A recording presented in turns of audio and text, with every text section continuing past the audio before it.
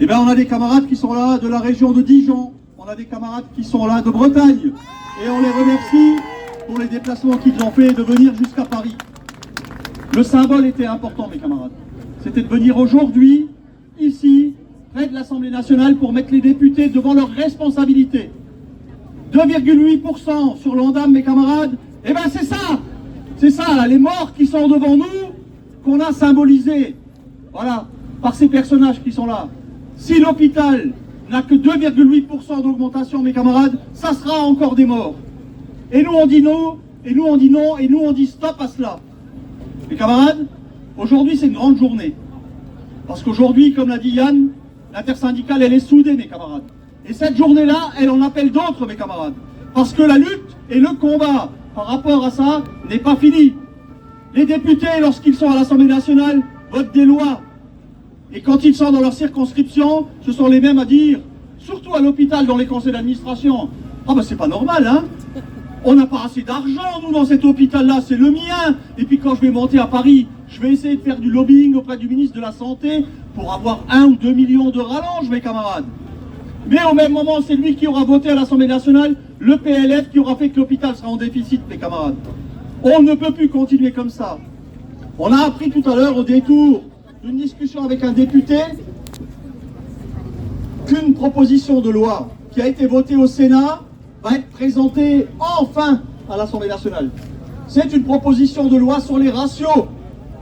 Nous exigeons d'avoir des ratios dans toutes les structures de soins, mes camarades, de telle manière à ce que plus aucun directeur ne puisse jouer sur les effectifs pour qu'on ne nous rappelle plus à la maison, pour que l'on puisse prendre 3 semaines de vacances. C'est ça l'enjeu. Et l'enjeu derrière, ça sera un bon niveau de qualité de prise en charge et de meilleures conditions de travail pour les agents. C'est vers ça qu'on doit aller, mes camarades. On va voir si les députés qui étaient là aujourd'hui vont se saisir de cette PPL qu'on appelle dans le jargon la PPL Jomier. Et puis qu'ils aient le courage, mes camarades, de pouvoir voter ce texte qui nous permettra, dans les 5-6 prochaines années, à trouver des solutions pérennes pour l'hôpital. Alors mes camarades, oui, le combat il n'est pas fini, et nous allons le porter, et très certainement en interfonction publique. Parce que comme le disaient mes camarades, le ministre de la fonction publique nous a attaqués de manière frontale. C'est inadmissible, mes camarades. Devons-nous, pour éviter d'avoir 500 € de perte sur le salaire pour une semaine de maladie, retourner dans les services quand on a la grippe, quand on a la Covid, et infecter les malades qui sont déjà couchés? C'est ça qu'on veut?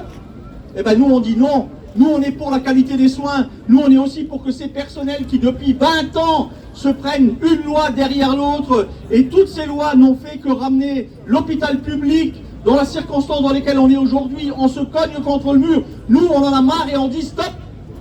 On dit stop, et il nous faudra que la population à un moment se réveille aussi, parce que c'est elle qui prend de plein fouet les conséquences de ces politiques.